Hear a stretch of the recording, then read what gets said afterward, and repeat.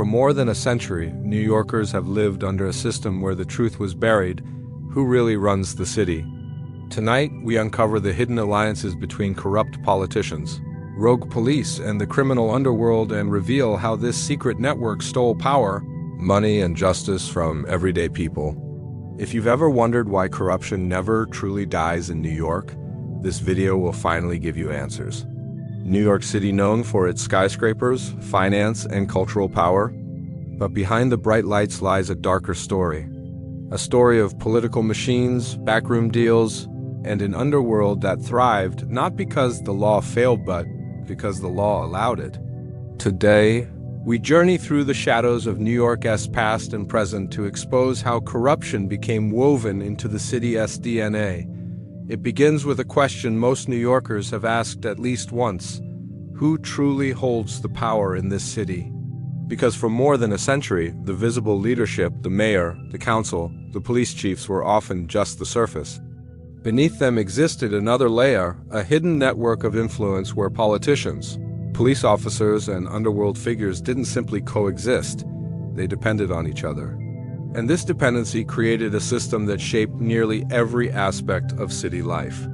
To understand this hidden network, you have to imagine New York not as a city of buildings and people, but as a living organism with arteries connecting power, money, and control.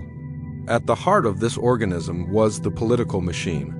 These political leaders knew they could not maintain power through speeches or policies alone. They needed voter loyalty, street control, and money, three things the underworld possessed in abundance. Criminal organizations weren't operating in the shadows despite the law. They were often operating with the support of people who wrote the laws. This created a quiet pact. Politicians provided protection and influence. Crime bosses delivered votes, funding, and manpower. And caught between them was the police force, which became the bridge that held the entire arrangement together.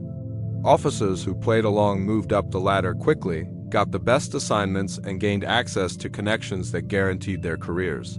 Those who refused or tried to expose the system often found themselves isolated, reassigned, or pushed out entirely. The message was clear: survival depended on loyalty to the network, not to the badge. This wasn't a network created overnight. It evolved through decades of elections, scandals, and backroom promises. By the time New Yorkers walked the streets in the early 20th century, corruption wasn't an exception, it was an unwritten rule. In many neighborhoods, local ward bosses controlled everything from garbage pickup to business permits. And while the public believed they were dealing with officials or officers acting on behalf of the city, many decisions were actually influenced by favors, deals, and loyalties the average citizen would never see. The underworld thrived under this arrangement. Gambling operations, brothels, unlicensed bars, and protection rackets didn't operate in fear of police, they operated with their blessing. As long as the money flowed upward and the political machine stayed powerful, these criminal enterprises became embedded in the city's economy. Entire neighborhoods knew which businesses paid protection money and which officers to avoid, but nobody dared speak. Silence was safer than truth. The hidden network extended even into the judicial system. Judges were endorsed by political machines. Prosecutors owed favors to the people who helped them climb. And when a crime boss or a corrupt official needed a case dismissed or a witness made to disappear, someone in the network always had the power to make it happen.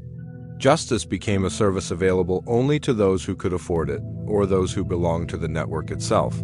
What made this system so effective was its invisibility. It wasn't written in documents or spoken aloud.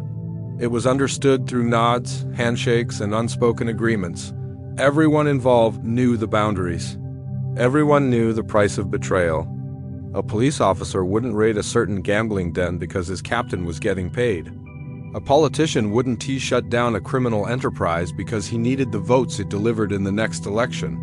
A crime boss wouldn't target certain officials because those officials protected his territory from rivals. And through all of this, the average New Yorker lived unaware of just how choreographed their city truly was. They saw corruption as isolated incidents, one officer caught taking bribes, one politician exposed in a scandal. But the reality was far more complex. These individuals weren't anomalies. They were pieces of a system that had been operating in the shadows long before they were born. This hidden network didn't just influence New York, it shaped it. It dictated who rose to power, who fell from grace, which neighborhoods prospered and which were left behind. It created a hierarchy where loyalty mattered more than law, connections mattered more than integrity, and silence mattered more than truth. Corruption in New York wasn't a single act or a single scandal. It was a system built on methods so deeply woven into the city's political and law enforcement culture that for decades, people didn't just participate in corruption, they depended on it. To understand how this system worked, we have to examine the mechanisms that made it survive generation after generation. These weren't sloppy, improvised tricks. They were perfected, polished, and passed down like traditions, ensuring that power always flowed to the same hands, while ordinary people were left with the illusion of fairness. Bribery was the most common and the most predictable tool, but it wasn't the cartoonish envelope under the table kind of bribe most people imagine. It was subtle. It was dressed up as donations, favors, and consulting fees. A business owner wanting a permit approved didn't pay for the paperwork, he paid to keep his business from being shut down by a surprise inspection. A police officer turning a blind eye didn't call it a payoff, he called it maintaining order. In this world, money didn't just buy influence. It bought time, safety, and silence. Everyone understood the cost of playing the game, and everyone knew the cost of refusing to play it. Election manipulation was another powerful mechanism, and it came in many forms. In some neighborhoods, crime bosses controlled the voter turnout. Their people escorted residents to polling stations, guided them on who to vote for, and ensured rivals never gained a foothold. In other cases, political machines inflated voter rolls, added names of the dead, or suppressed votes from communities that threatened their control. This wasn't about winning an election, it was about maintaining an empire. The public believed in the democratic process. The people behind the scenes believed in maintaining the illusion of it. Then there were protection rackets, a partnership between the underworld and corrupted members of law enforcement. A store owner wasn't paying for protection from criminals, he was paying to avoid harassment by the very officers who were supposed to protect him. If he paid, patrols avoided his street and trouble mysteriously disappeared. If he didn't, a broken window, a sudden fine, or a surprise inspection reminded him of the consequences. This wasn't random intimidation. It was a structured economy of fear designed to funnel money upward to people in uniform and people in office. Backdoor deals were the glue that held everything together. These deals weren't written down or spoken in public. They happened in dim back rooms, behind closed doors in restaurants, and in private clubs where no cameras or reporters were allowed. A politician needed funding for re-election, and a crime boss needed the police to ignore a new gambling operation. A judge wanted support for a higher appointment, and a political fixer needed a conviction overturned. These deals weren't about ideology or morality. They were transactions, pure and simple, each one linking another strand in the web of corruption. One of the most dangerous mechanisms was the use of favors instead of money. Favors were harder to trace, easier to deny, and far more valuable. A police commander could secure a job for someone's nephew. A politician could speed up a license approval. A crime boss could ensure someone's rival suddenly had an unfortunate accident. Each favor created debt, and each debt created loyalty. Over time, this created a network of obligations so dense that walking away became impossible. Everyone owed someone, and everyone needed someone. This was the true power of the system, not money but dependency. Even the courts became part of these mechanisms. A prosecutor who owed his position to a political boss wasn't just enforcing the law, he was enforcing the will of the machine. Cases were dismissed, witnesses intimidated, evidence lost, and sentences negotiated behind the scenes. Justice didn't depend on facts, it depended on relationships. And every time the system bent the law, it strengthened the mechanisms that kept corruption alive. These methods allowed corruption to become a shadow government, operating parallel to the official one. It wasn't chaotic or disorganized. It was disciplined, strategic, and efficient. It made sure the right people stayed in power, the right businesses stayed open, and the right criminals stayed protected. And through these mechanisms, corruption didn't just survive in New York, it thrived. To understand the full scale of corruption in New York, you have to step into the uneasy space where law enforcement and the criminal underworld met quietly, strategically, and often without a single word spoken. This wasn't a few rogue officers on the take. It was a deeply rooted, long-standing system where certain members of the police and certain criminal organizations developed a relationship built on money, control, and mutual benefit. And this relationship shaped how crime existed in the city, how justice was enforced, and who really held the power. Most people imagine the police and criminals as natural enemies locked in a constant struggle. But in New York's darkest chapters, they were two parts of the same machine. Criminals needed protection to operate without being shut down. Police officers who were climbing the ranks needed cash, political backing, and connections to stay untouchable. So, a silent agreement formed between them. Criminals would thrive as long as they paid, and officers would rise as long as they cooperated. The more profitable the crime, the more valuable the partnership became. In many precincts, the first interaction between cops and criminals wasn't hostility, it was negotiation. A gambling den owner might be approached with a simple message: operate freely, but pay weekly. A nightclub selling illegal liquor didn't worry about raids as long as the right envelopes were delivered. Even street-level operations, from prostitution rings to loan sharking networks, had officers assigned to manage them. These officers weren't there to arrest anyone. They were there to ensure that business stayed smooth and that money flowed upward. Everyone involved understood the boundaries and nobody dared cross them. As years passed, the relationship deepened.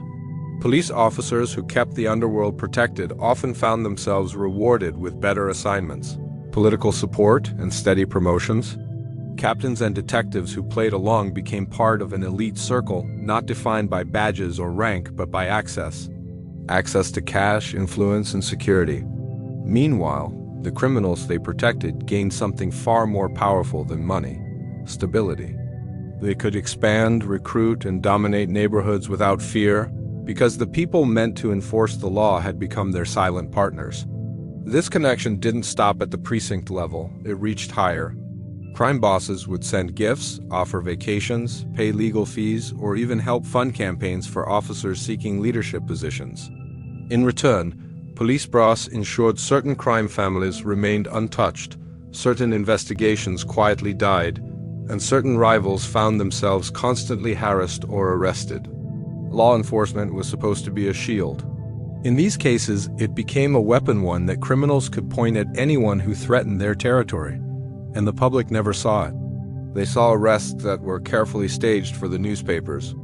They saw occasional crackdowns that targeted small-time operations, not the powerful ones protected by the network. This created the illusion that the police were actively fighting crime while the real criminal enterprises remained untouched. It wasn't justice, it was theater.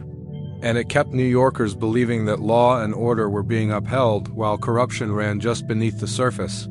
In some neighborhoods, everyone knew which officers were friendly with the mob. Residents whispered about patrol cars that circled certain bars but never stopped. They knew which illegal businesses could operate in broad daylight and which ones would be shut down instantly because they weren't paying the right people. Ordinary citizens lived under rules that didn't exist in law books, rules written by corruption and enforced by fear. When honest officers tried to expose what was happening, they faced consequences that were swift and brutal. Whistleblowers were isolated, transferred to dangerous precincts, or accused of misconduct. Some received anonymous threats. Others found themselves sabotaged by their own colleagues. The message was unmistakable. Corruption wasn't a flaw in the system, it was protected by the system. The police underworld connection was never random. It was carefully organized, deeply profitable, and strategically maintained. Criminals gained freedom. Corrupt officers gained wealth and influence. Political leaders gained the illusion of safety and order. And while these alliances strengthened themselves, ordinary New Yorkers paid the price without ever knowing who was truly controlling their streets. When people think about political power in New York, they imagine elected officials, the mayor, city council, senators, commissioners. But behind them existed another layer of authority, one the public almost never saw. These were the power brokers, the fixers, the ward leaders, and the political bosses who controlled the city from behind velvet curtains and locked boardroom doors. They didn't need microphones or campaign slogans. Their influence came from favors, alliances, and the ability to decide who rose and who fell in New York's political world. These power brokers were the architects of corruption, not by creating chaos, but by creating order that benefited them and the network they protected. If a politician wanted to win an election, they didn't start with voters. They started with a broker who could deliver those voters. They could guarantee neighborhood loyalty, union support, financial backing, and sometimes even the silence of the underworld. And because of that, no major political move happened without their approval. In many ways, they operated like kings choosing which knight would take the throne next. One of the most powerful tools they controlled was access. They decided who got a meeting with which department, who received funding for community projects, who was granted permits, and who was quietly denied everything.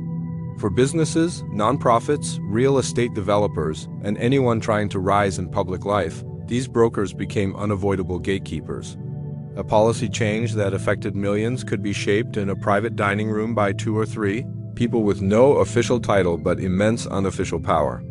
Every political figure who lasted long in New York eventually realized the same truth.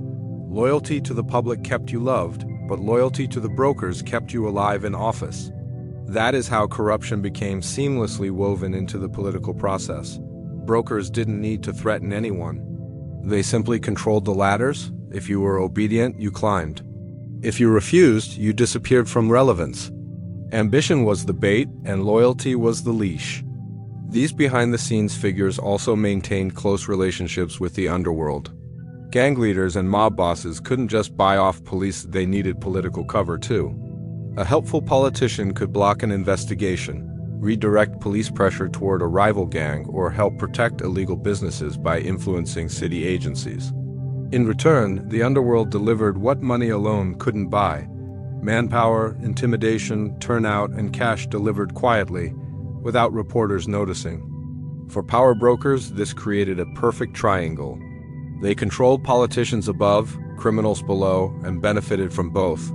It wasn't too uncommon for a political boss to have lunch with a police captain in the afternoon and share a private conversation with a known mob figure later that same evening. Nobody questioned this because nobody dared. These meetings were never documented, never recorded, and never acknowledged. But each of them shaped the city in ways the public would only feel, never see. They determined which neighborhoods received protection, which developers got contracts, which party factions gained momentum, and which stories were buried before reaching the newspapers. Public scandals often exposed a politician here or a corrupt officer there, but rarely did investigations trace corruption back to these power brokers. They were too insulated, too careful, and too deep in the system. They never handled money directly, never gave direct orders, never left fingerprints. Their power came from influence, not action, from their ability to whisper a name and change a career, from their capacity to make someone important or irrelevant with a single conversation. This invisible authority shaped every major political moment in New York's history. Elections weren't simply contests between candidates, they were battles between networks, with brokers acting as generals behind the scenes. Policy wasn't driven by public interest, it was shaped by debts, favors, and quiet negotiations. And the people who thought they were choosing their leaders were often voting within a system already decided long before the ballots were printed. These power brokers didn't need recognition. They needed control, they didn't seek applause, they sought obedience. And through their hidden influence, they created a political environment where corruption wasn't just possible, it was inevitable. Every corrupt system eventually reaches a moment when its carefully constructed walls begin to crack. And in New York, those cracks came from scandals so massive that even the strongest political machines couldn't bury them. These turning points didn't happen because the system weakened on its own, they happened because someone slipped, someone talked, or the corruption became too large for the public to ignore. And each scandal exposed pieces of a network that had operated for decades with near total invisibility. One of the earliest fractures appeared during the fall of Tammany Hall, a political machine that once controlled nearly everything in the city. For years, Tammany's leaders believed their power was untouchable. They controlled jobs, votes, business licenses, and even certain police appointments.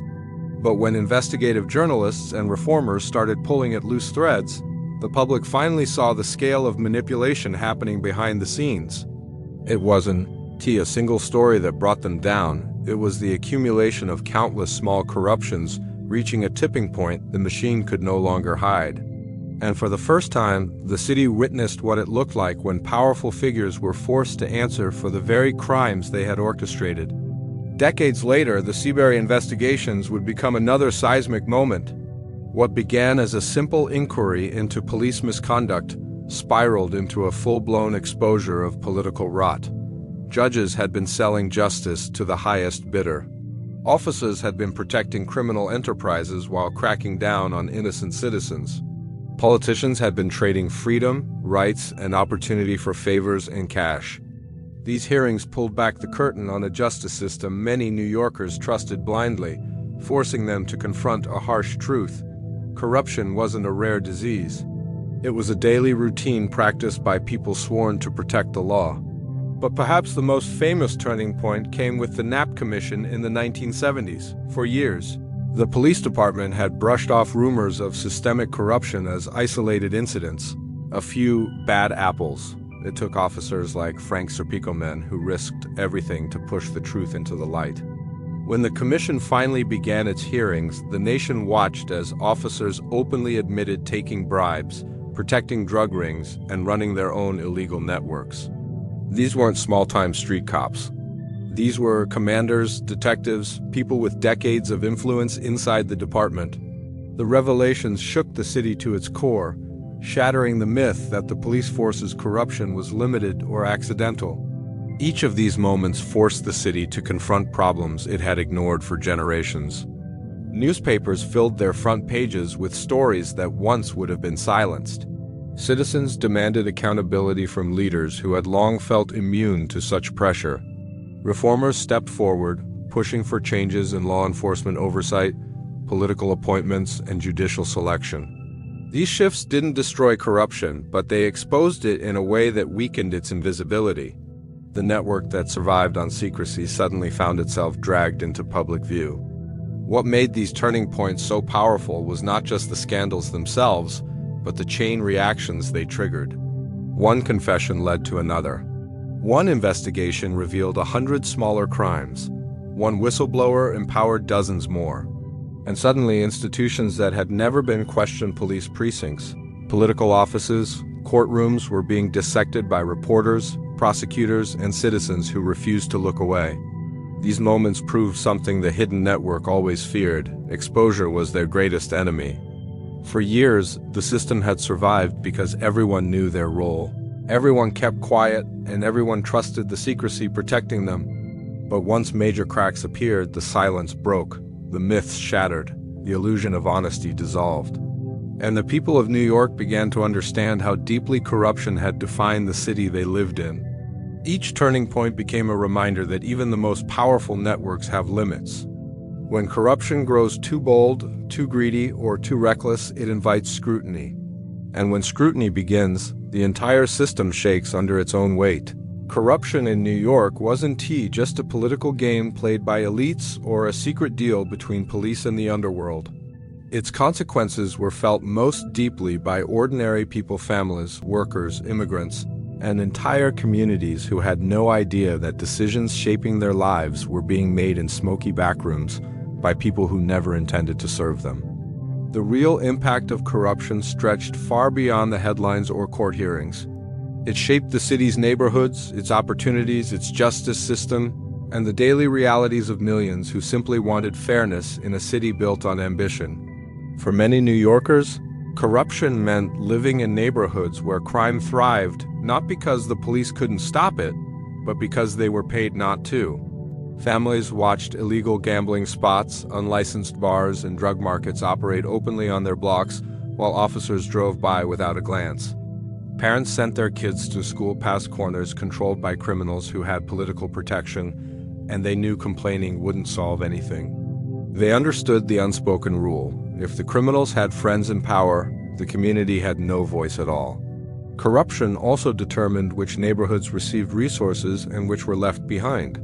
Streets in some districts were repaved every year, not because of need, but because the local political boss demanded it.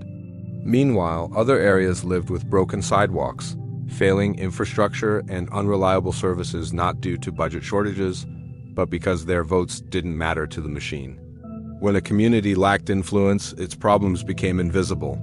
Garbage piled up, housing crumbled, schools suffered, and city support arrived only when it benefited someone higher up the chain. Housing was one of the biggest casualties. Affordable units disappeared into the hands of developers who paid for political favors. Buildings that should have been maintained fell into decay because inspectors were bribed to ignore violations. Tenants lived with mold, leaks, and dangerous wiring. And every time they tried to demand repairs, they discovered the system was rigged long before they stepped foot in an office. The landlord had protection, the inspector had a payoff, and the tenant had nothing but frustration. Corruption didn't just steal homes, it stole dignity. The justice system, which should have been the great equalizer, became a maze that benefited only those with connections. A wealthy or well-connected offender could walk free with a phone call from a fixer, while someone without influence faced harsh penalties for minor offenses. Courtrooms became stages where outcomes weren't determined by evidence but by relationships.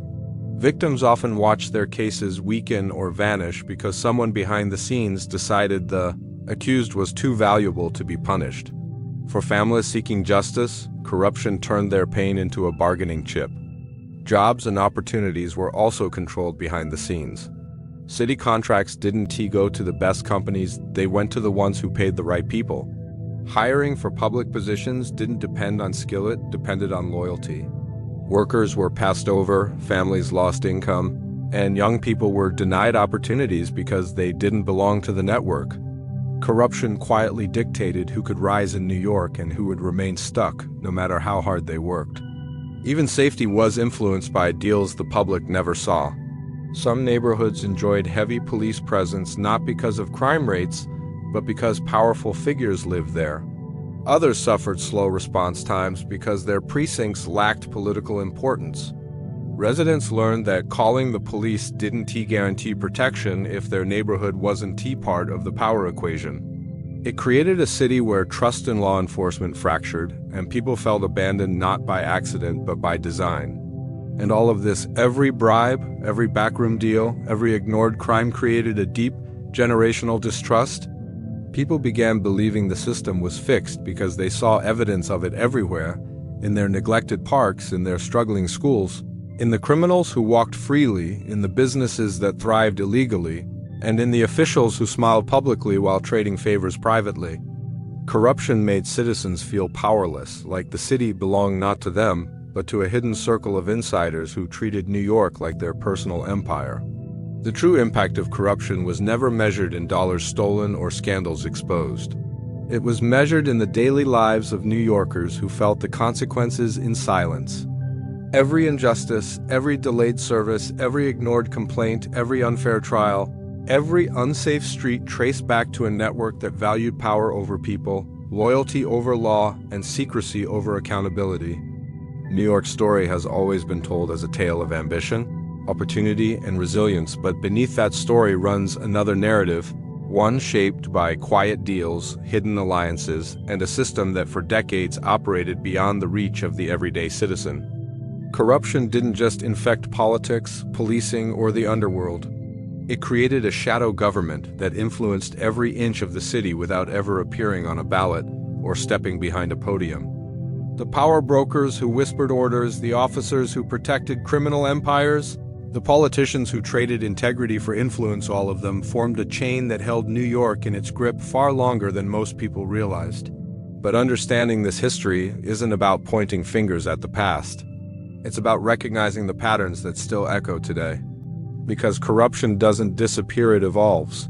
It shifts into new forms, adopts new faces, and moves wherever transparency is weakest. And the cost is always the same: public trust, community safety, and the rights of people trying to build honest lives in a city where power has too often been negotiated in shadows. By exposing how this system functioned, how influence was bought, how justice was sold, how neighborhoods were shaped by decisions made in secrecy, we confront the legacy that shaped the modern city. New Yorkers have always fought back against corruption, pushing for reforms, demanding accountability, and forcing the truth into the light. Every investigation, every whistleblower, every moment when the facade cracked became a step toward reclaiming the city from those who exploited it. The story isn't finished because corruption never fully ends, but awareness is power. Knowledge is defense. And understanding what happened behind the scenes for decades gives us the ability to question, challenge, and resist the systems that rely on silence to survive.